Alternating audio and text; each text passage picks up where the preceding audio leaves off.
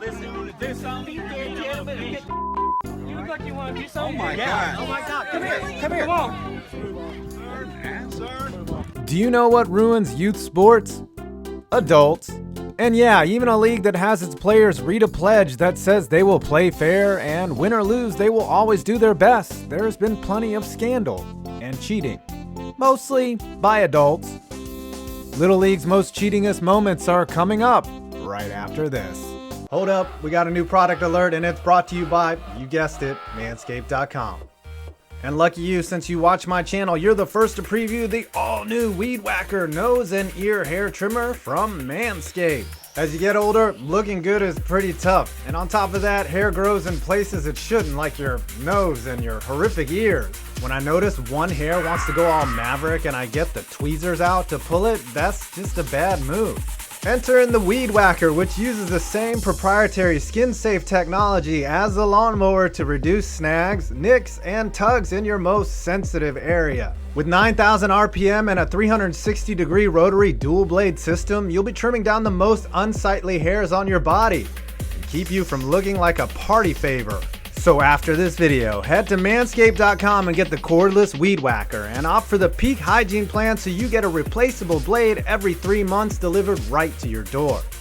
Use my code 5points and you will get 20% off and free shipping. Again, that's manscaped.com, code 5points. Thank you, Manscaped, for taking care of unwanted hair above and below the waist. Manscaped.com. Sign stealing without the use of technology in the big leagues is perfectly legal. But in Little League, it's not. No, sign stealing can result in disqualification. In 2019, the Barrington Little League of Rhode Island apparently got caught relaying signals back to the batters, and the Goffstown manager, Pat Dutton, was really pissed off about it, accusing them of doing it the whole tournament. Barrington denied the allegations and won their region, advancing to Williamsport, where they were eliminated in the round robin. As a footnote, also in 2019, 2 Southern California Little Leagues banned the use of the team name Astros because they didn't want cheater names in their league. Ah yes, it's always bats ruining everything. Just last year, the Central East Maui Little League on their way to Williamsport had 7 bats confiscated from them, with 2 twigs being found to have their insides shaved down and therefore illegal. Apparently, a video of the bats being altered was sent to Little League officials and the bats were immediately grabbed for inspection, with the coaches and players stating they had no idea they had been altered. No further action was taken from there and the bats were not used in the World Series. Hawaii would play well but fall in the US final. Doctoring the ball is an act that should be reserved for adults, right? Badge yourself. Any one of them will give you another 2 to 3 inches drop on your curveball.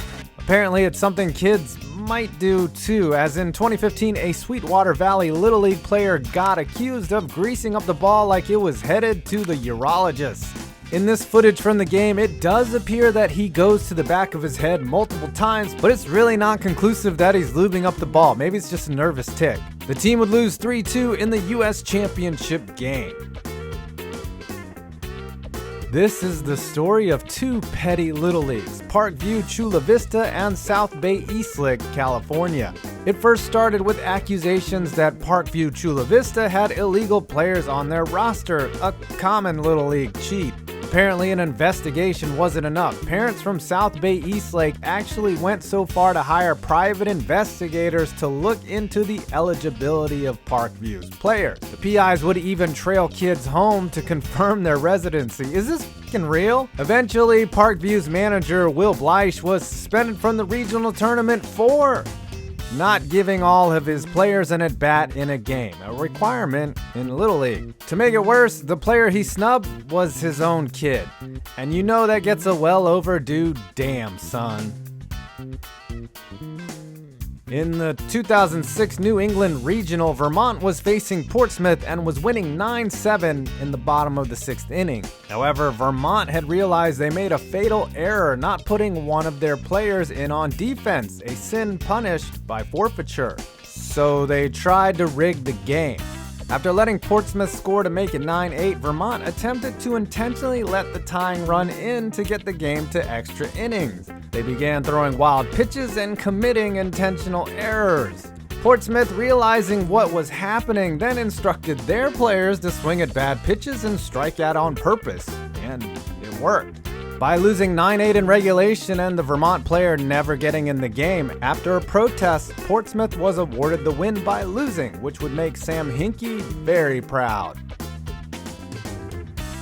In the early 70s, one foreign team nearly ruined all of Little League. Taiwan went so hard in the paint they got everyone banned. From 1972 through 1974, Taiwan outscored opponents 112-2 in the Little League World Series. In 1973, they didn't even allow a hit. They were clearly putting together mega teams and circumventing the rules. Little League solution? Ban all international squads in 1975. They did let them back in the following year, however, a new format needed to be followed, which guaranteed the US a spot in the final, but also made it a little easier for the Far East and Latin teams to beat up on Canada and Europe, which isn't that hard to begin with. The core of trying to keep Little League competitive is by limiting the talent pool in which local leagues can pull players from. This is done by geography, population, and of course, age. And typically, these are the easiest rules to circumvent, as you will see throughout this list. In 2015, Peachtree City, Georgia Little League got popped for having 12 of their 14 players on their roster be over the age of 12, which is a no-no. You can only have 8. Peachtree was declared ineligible to play in the Southeast Regional. In 2006, Lamont Little League of Illinois, get used to this state, wanted a World Series team bad. So they formed an all-star travel team with kids from nearby Homer Glen nearly a year before so they could play and practice together. Though they technically all lived in the appropriate district, many of the players skipped their local Little League games to play travel games, again together, circumventing the rules to get in better reps against better players. Though they technically didn't do anything wrong, the whole thing did smell fishy, and the team did make the World Series, losing the quarterfinals. In the 2015 Little League Softball World Series, we find out there is finally gender equality. When it comes to cheating, that is. In the round-robin stage, the girls' team from Snohomish, Washington decided to throw a game against North Carolina so that they could drop in the standings and avoid a rematch with Iowa, a team that they knew would beat them. Washington got no hit as they benched their starters in an upset loss. Iowa was pissed, filed a protest which was upheld, and forced a playoff game between them and Washington, which of course, Iowa won. Sweet justice.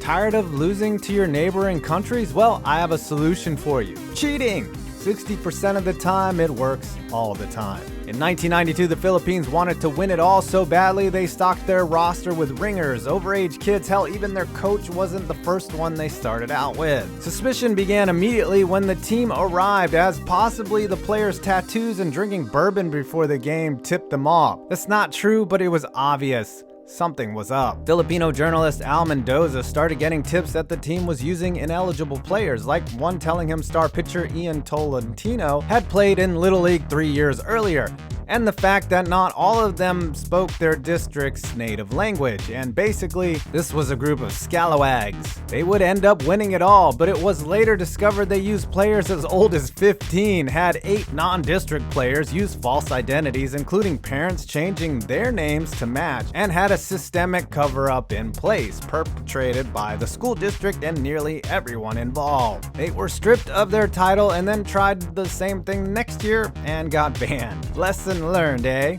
For this one, I'm gonna turn it over to fellow YouTuber Dawson Wright, who makes great baseball vids. Please check out his channel afterwards. Little League's most recent mega scandal involved 2014's Jackie Robinson Little League of Washington Heights, Illinois. As a very fun Little League World Series came to an end that included superstar Monet Davis, it was discovered that Washington Heights used up to 5 ineligible players on their roster, poaching them from nearby residencies and even outside of Chicago itself. After an investigation, it was proven that Washington Heights officials persuaded other districts to redraw boundaries and allow them to recruit a mega team or to help them cover up their cheating. As a result, they were disqualified and forced to vacate all wins, though that seems pretty rough on the kids since they probably had no idea what was going on. The parents would end up suing Little League, stating that they knowingly covered up the allegations in order to profit from the team's success.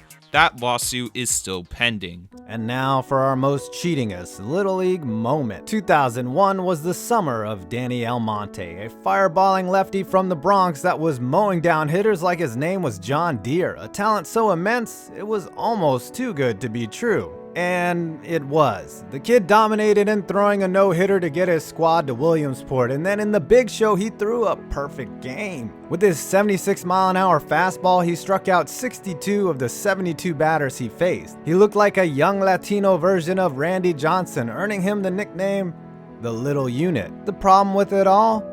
Nearly everything. Almonte was actually born in the Dominican Republic and had just moved to New York a year prior, so his age records were hard to track down. He wasn't even enrolled in school either. Though he apparently had a legit birth certificate and both his parents swore he was 12, it would be later proved that this was false. Danny was actually 14. After an investigation, he was declared ineligible and the team had to forfeit all wins. His dad was criminally charged by the Dominican Republic for forgery. Danny was acquitted of any wrongdoing. He didn't even speak English at the time. He probably thought all these young kids he was facing just sucked. After the scandal, he would bounce around in obscurity for a few years, played a little JUCO ball, and then pitched in the Frontier League in 2007, never living up to the hype afforded to him when he was owning kids in his dojo like Kramer on Seinfeld. He is currently an assistant baseball coach at Cardinal Hayes High School in New York City.